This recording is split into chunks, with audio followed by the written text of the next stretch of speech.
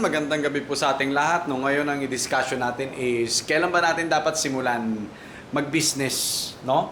Or kailan ba natin dapat simulan mag-engage sa livestock farming, no? Katulad ng ginagawa natin, no? Tayo po ay nag-aalaga ng mga pugo. Yan. At may naaani tayong mga itlog para pambenta. Meron din tayong mga alagang manok, naaaning itlog ng manok, at may panggamit tayo pansarili at the same time, may pambenta rin po tayo. Si Mama po nag-iipon na at nakapagbenta na rin yata siya. Tara silipin natin. Yan naman yung purpose po niyan, no?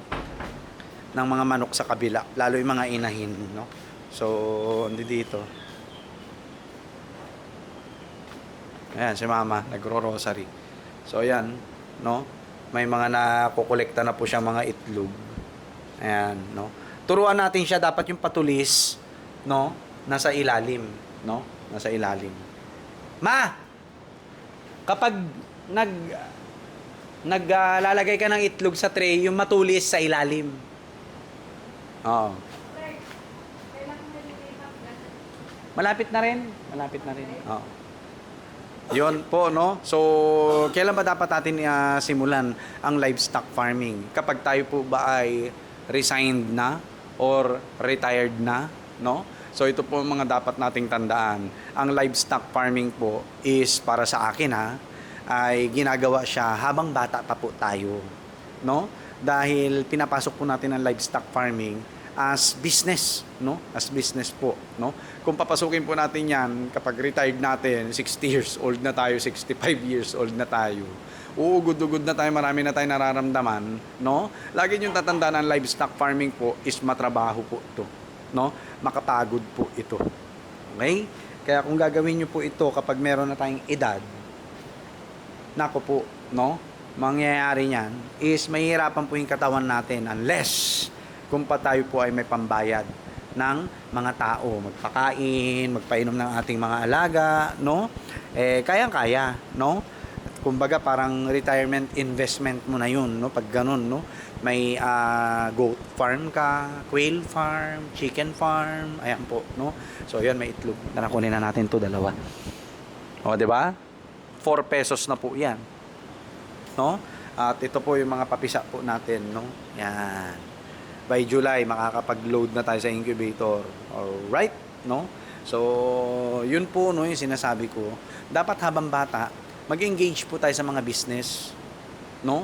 Para habang bata, nai-establish na natin paunti-unti yung system natin dito sa pinili nating livestock farming, no? And at the same time, nai-establish natin ng maaga yung market po natin. Habang bata, mas mainam. Habang bata, mas maganda. Bakit? Dahil mas tatagal yung panahon, no, na kayo po ay kikita maliban sa trabaho po nyo as empleyado, no? So, ganun po yun, maganda, no?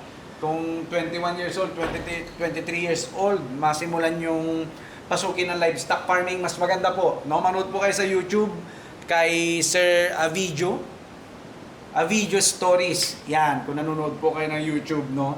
May isang episode siya doon, magjowa po sila, no? Girlfriend, boyfriend, parang 23, 24 years old. Pero, ngayon, kumikita na.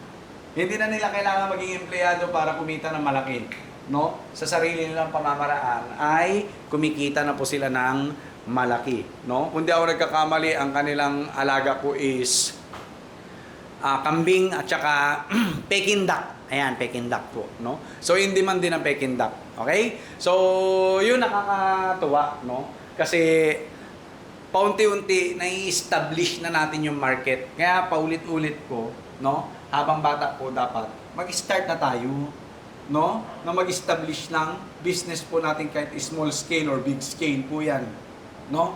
Para at least ma-establish natin yung market. And pasukin niyo rin po ang social media katulad ng Facebook at saka YouTube, no? Para at least magkaroon ng product branding, no? O product branding, ito yung term ko na kung saan ay most of your videos, post, no, ay 80 to 90% is tungkol po sa product mo, no? Kasi pangit naman na nag-aalaga ako ng pugo, nag-aalaga ako ng manok para sa itlog, pambenta. Tapos ang post ko, mga gala ko. Post ko, puro pa-cute. Post ko, nasa dagat. Post ko, nasa city. Post ko, kumakain sa ganito. Wala ka man lang post tungkol dun sa product mo. Ang mangyayari po, mahihirapan ka mag-market. No? Kaya ang ginagawa ko po sa social media ko, sa Facebook, lalo-lalo na ngayon, focus tayo sa YouTube, no? Ay talagang product branding talaga, no? Personal branding talaga ng sarili ko, no? Na kapag tipong nakita or naalala ng tao na itlog pugo, kakain-kain ako ng itlog pugo. Ay, si Patrick, ay si Sir Pats, ay yung teacher dito sa ganito. Marami siyang tinda, no? Kapag na alala nila na yung mga tinda natin na RTL, RTV ng mga pugo, no? Ay, si Sir Patrick. Kasi, ini-establish mo yung branding ng sarili mo doon sa product mo, no? Kaya dapat may alignment, no? Pag nagma-market po tayo sa social media, Facebook, YouTube, dapat may alignment po doon sa business na ginagawa mo, doon sa mga product na gusto mong ibenta. Kasi kapag walang alignment, papalpak po tayo sa marketing, no? And remember that social media is one of the most effective and powerful marketing platform po. Alright? So yun lang po. God bless po sa ating lahat. Simulan nyo na mas maaga, mas bata, mas mainam. Alright? So yun lang po. God bless po sa ating lahat. Peace!